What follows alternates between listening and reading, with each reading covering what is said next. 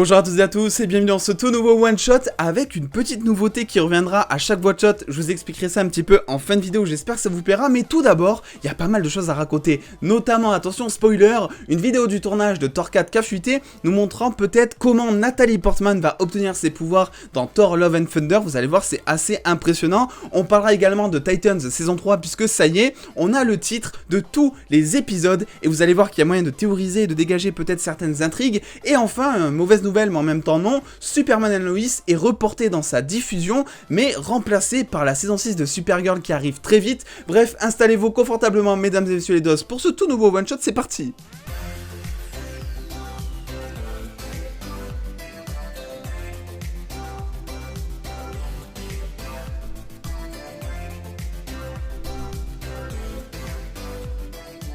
Et vous le savez, Superman and Lois est peut-être devenu, sur ces 2 dernières années, ma série de la Reverse préférée. Après seulement 2 épisodes qui ont cartonné, un meilleur lancement d'une série CW depuis janvier 2019, ça cartonne. Et ça a le mérite de cartonner parce que c'est excellent. Et vous le savez, si vous suivez un petit peu toutes mes critiques de la Reverse que je vais faire maintenant chaque dimanche, où on parle notamment de Superman and Lois. Mais du coup, il y a une mauvaise nouvelle et j'étais un petit peu surpris comme tout le monde je pense quand j'ai vu cette news. Effectivement, la diffusion de Superman and Lois est reportée. Pourquoi elle est reportée? Parce que durant l'été dernier, ils ont pris un retard de tournage suite à la pandémie, et du coup, histoire de conserver un petit peu, on va dire, la marge qu'ils ont entre le tournage des épisodes, le montage et la diffusion, ils ont décidé un petit peu de décaler, parce que vous savez que les séries de la CW tournent et montent en même temps, en parallèle, c'est pas comme les séries Netflix qui terminent le tournage et ensuite montent, ce qui permet un petit peu de garder une sécurité sur la diffusion. Ici, du coup, ils sont dans l'obligation de reporter le reste des épisodes, mais du coup comment ça se passe, à partir de quand ça va être reporté, et surtout quand est-ce que Supergirl va arriver. Alors la mauvaise nouvelle, c'est qu'il n'y aura pas d'épisode de Superman and Lois, donc du 23 mars au 18 mai, donc ça fait quand même quelques mois, c'est pas foufou on va dire, mais la bonne nouvelle dans tout ça, c'est que si vous aimez Supergirl, elle arrive, donc dès le 30 mars, Supergirl saison 6 commencera sa diffusion pour sa dernière saison notamment, donc sa saison 6, et donc une fois que Superman and Lois reprendra le 18 mai, Supergirl saison 6 s'arrêtera et reprendra sa diffusion après la diffusion de Superman and Lois, donc c'est-à-dire cet été. On n'a pas tellement de date, on va dire, très précise pour l'instant quant à la reprise de diffusion de Supergirl, mais du coup c'est, on va dire, un petit plaisir, ça fait extrêmement plaisir parce que du coup ça voudrait dire qu'on se serait retrouvé avec donc le mardi juste un épisode de Flash. Donc vous savez que la CW, ils ont une première partie, je crois, c'est donc Superman and Lois, et la deuxième partie c'est Flash justement, donc ça leur fait une soirée Arrowverse un petit peu, et du coup ils ont décidé de remplacer Superman and Lois par la saison 6 de Supergirl avec un début de diffusion, et suite à ça, du coup une fois que Superman and Lois reprendra un petit peu sa diffusion, Supergirl reviendra, mais cet été, et je vous tiens au courant sur mes réseaux sociaux et un petit peu partout sur YouTube aussi, dès qu'on a vraiment une date à se mettre sous la dent à ce niveau là. On passe maintenant du côté de Thor 4, parce que ces derniers jours, vous l'avez vu d'ailleurs dans mon dernier one-shot, je vous avais déjà partagé des photos de tournage, nous montrant alors une fameuse scène de théâtre à la Thor Ragnarok un petit peu, qui fait extrêmement plaisir, mais qui montrait cette fois la mort de Odin justement en mode théâtral, donc j'ai hâte de voir un petit peu ce que ça va donner, mais cette fois, on va se concentrer sur un personnage, le nouveau personnage de Thor 4 finalement, Natalie Portman, Jane Foster, qui va donc avoir des super pouvoirs dans Thor Love and Thunder, et on a des photos, mais aussi une vidéo que je vous montre juste après, qui sont vachement, c'est vachement impressionnant je trouve, et ça nous en dit long. Alors ça peut risquer potentiellement de spoiler, donc si jamais vous voulez pas voir, je vous invite à passer dans le chapitre d'après sur la barre de progression YouTube, mais voilà, si je vous le montre, c'est que on peut théoriser on va dire, mais c'est pas on va dire très précis. Donc qu'est-ce qu'on voit? Une Natalie Portman ici, qui est portée par 2 hommes en bleu, histoire de les couper au montage après,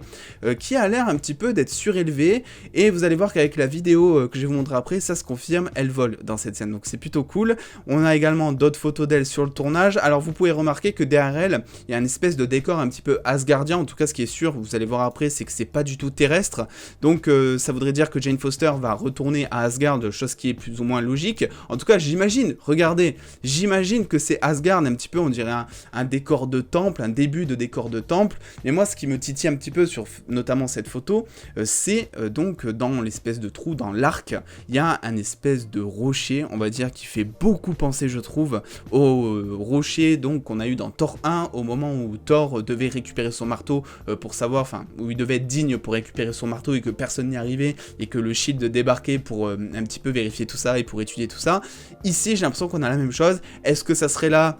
où justement Jane Foster serait digne de porter le marteau? Est-ce que ça serait vraiment un marteau? Parce qu'on a aussi une espèce de bulle au milieu là, vous le voyez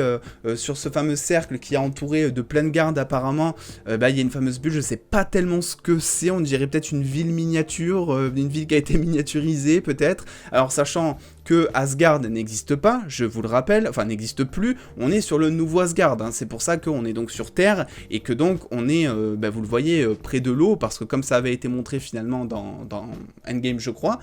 oui finalement, effectivement,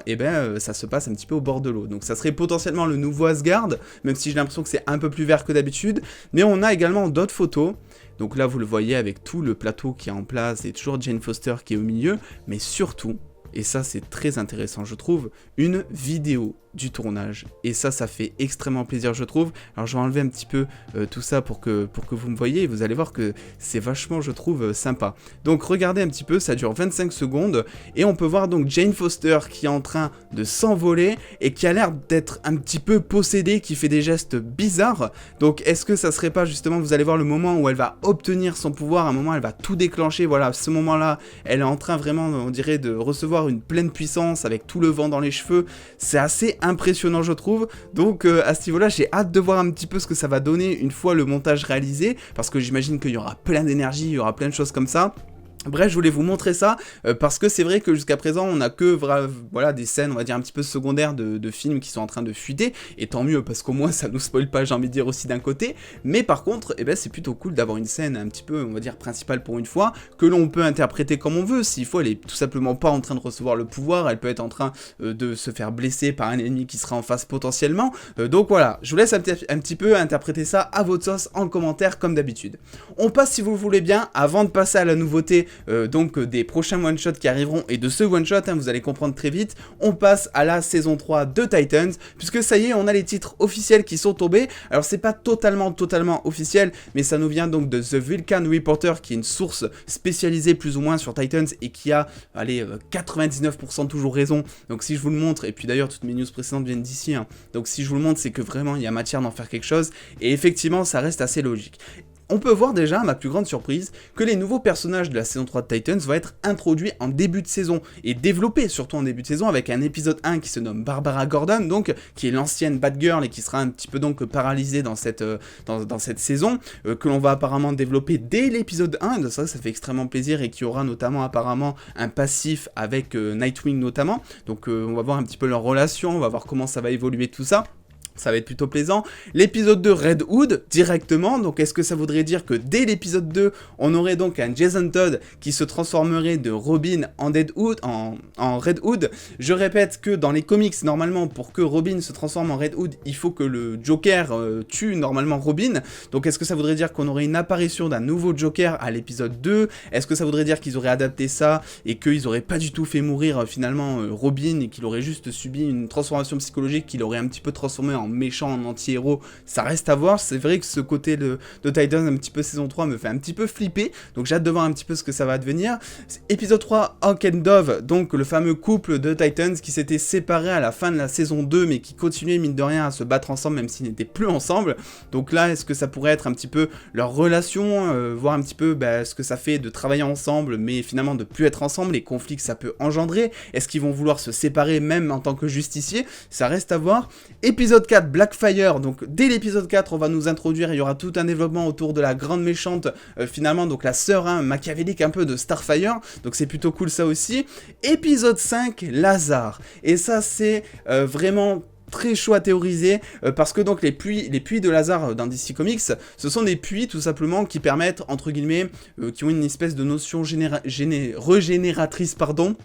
et qui peut aussi ressusciter les gens. Il y a plus ou moins tous les personnages de DC qui sont passés là-dedans pour ressusciter. Je vais pas vous faire une liste, mais il y a beaucoup de personnages, notamment je crois Bruce Wayne, Batman, tout ça. Donc est-ce que du coup ce fameux épisode 5, ça pourrait pas être un épisode qui va soit ressusciter Robin, parce que je rappelle que Robin doit mourir pour devenir Red Hood, et que ça serait au moment où il sortirait du puits de Lazare justement qu'il en ressortirait méchant, parce que le puits de Lazare a cette faculté de transformer psychologiquement les personnages. Est-ce que ça serait plutôt pas Donna Troy du coup qui se transformerait du coup en Troya? On le sait, elle est morte en fait saison 2, mais elle va ressusciter aussi dans cette saison 3. Donc est-ce que ça serait par rapport à Rachel qui l'a amené à Themyscira notamment, ou est-ce que ça serait dans cet épisode grâce au puits de Lazare? On ne sait pas. Est-ce que ce serait un Nod Titans? Bref, il y a pas mal de théories à se faire, mais ce qui est cool, c'est qu'ils ont décidé un petit peu d'amener, on va dire, le surnaturel autre que le surnaturel de Rachel et de ses démons, tout ça. Donc j'ai hâte de voir un petit peu ce qu'ils vont faire avec ça, et j'espère qu'ils vont bien se débrouiller, parce que sinon il y a tous les fans qui vont un petit peu râler, notamment concernant Jason Todd, Robin, Red Hood. Là ça va être compliqué.